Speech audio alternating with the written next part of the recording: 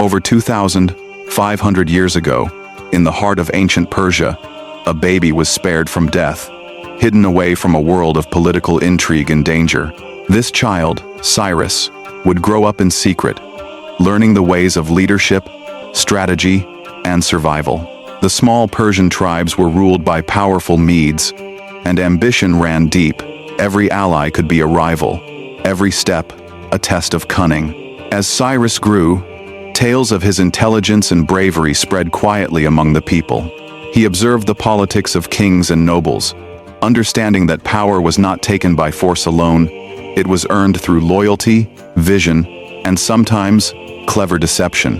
By the time he reached adulthood, Cyrus had united allies from disparate tribes, plotting to overthrow the Median king. With strategy, courage, and careful planning, he moved swiftly, conquering neighboring lands not as a tyrant, but as a liberator, allowing people to keep their customs and faiths.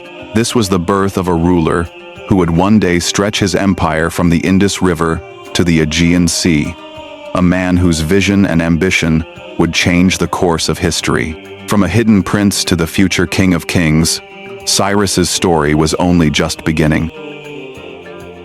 As Cyrus grew, the harsh realities of the world around him became impossible to ignore. From a young age, he mastered horseback riding and archery, skills that would later make him a formidable commander. But it was not only physical training that shaped him. He watched closely as the Median court seethed with rivalries, betrayals, and shifting loyalties. Every whispered secret, every hidden plot, became a lesson in strategy and survival. Cyrus began forming alliances with local nobles and promising warriors, knowing that even the strongest prince could not succeed alone. He listened to the stories of those who had suffered under oppressive rulers, absorbing lessons about justice, mercy, and the power of respect. In the quiet moments, as he practiced his aim or rode across the plains, Cyrus was not just a boy learning skills. He was a future king, learning how to lead. He understood that true power lay in earning loyalty, balancing strength with fairness, and uniting diverse peoples under a single vision. Every challenge, every observation, was shaping the man who would one day change the face of the known world. As Cyrus matured, the whispers of a young leader began to echo across the Persian tribes. He did not seize power by fear alone. Instead, he earned the loyalty of his people through respect and fairness, listening to local leaders and honoring their customs.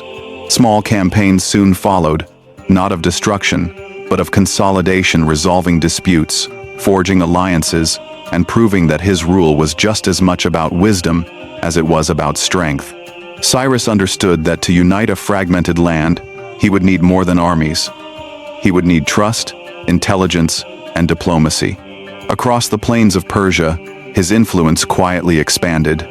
Neighboring tribes began to see him not as a conqueror, but as a visionary leader, capable of stability and prosperity. Each successful negotiation, each carefully planned campaign, was a step closer to uniting the Persian people under one banner.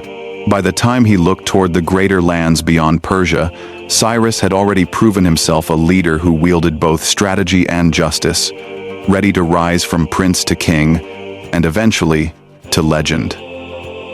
The time had come for Cyrus to make his boldest move. The Median king, Astyages, ruled with power, but cracks in his rule were clear to those who watched closely. Cyrus, now a skilled strategist and respected leader, quietly gathered allies among discontented nobles and soldiers, all eager for change. Under the cover of secrecy, he executed a daring plan, one that would seize the Median throne with minimal bloodshed. It was a delicate balance of cunning, persuasion, and timing. Every decision mattered. One mistake could have cost him everything. When the moment arrived, Cyrus acted decisively. The Medes were subdued, not through slaughter, but through loyalty, diplomacy, and carefully orchestrated strategy. He declared himself king of Persia, uniting former rivals and adversaries under a single banner. In that moment, a prince who had grown in secret became a king known to history. Cyrus had achieved what few imagined possible, a united Persia, stronger and more stable than ever before, and ready to embark on a journey that would change the world.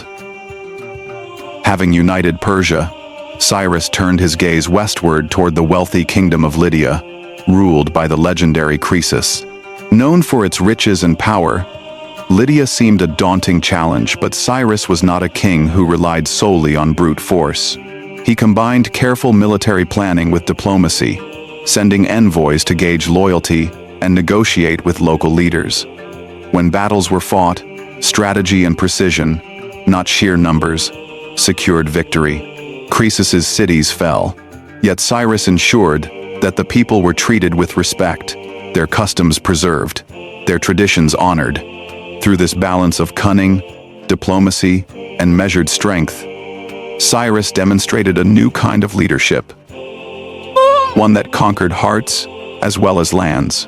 Lydia became part of his growing empire, not through fear, but through admiration and trust. By the time he set his sights further east, Cyrus had proven a powerful lesson: that a ruler who respects his subjects and values intelligence over cruelty can expand his empire far more effectively than any conqueror who rules through terror alone. Cyrus's next challenge was Babylon, the jewel of Mesopotamia, famed for its massive walls, towering gates, and legendary defenses. Many kings had tried to conquer it, yet Cyrus approached with patience and cunning, relying on intelligence and strategy rather than brute force. He studied the city, learned its weaknesses, and used psychological tactics to turn fear into respect. His reputation as a fair and just ruler had preceded him, and the Babylonians soon realized that he came not to oppress, but to liberate. When the gates of Babylon opened peacefully, it was not by chance. It was the result of careful planning, diplomacy, and the trust Cyrus had earned. He entered the city to cheers, welcomed as a liberator, not a conqueror. In that moment, a prince who had once been hidden and a young king who had united Persia became a ruler of one of the greatest cities of the ancient world. Cyrus's empire now stretched from the mountains of Persia to the heart of Mesopotamia, a testament to vision, strategy, and the power of respect over fear. After entering Babylon, Cyrus's vision of leadership became clear to the world. He issued decrees, allowing exiled peoples to return to their homelands, restoring temples, and protecting religious practices. No longer would fear or oppression define his rule, justice and respect would. The famous Cyrus Cylinder captures this philosophy. Some historians call it the world's first human rights charter, a testament to a ruler who understood that loyalty is earned through fairness, not force. Across his vast empire, from Persia to Mesopotamia, peoples of diverse cultures and beliefs began to see a different kind of king, one who valued their traditions and freedoms. Through this simple yet revolutionary act, Cyrus secured the hearts of his subjects and set a standard for future rulers. His empire was not merely built on conquest, it was built on trust, tolerance, and the enduring idea that power carries responsibility.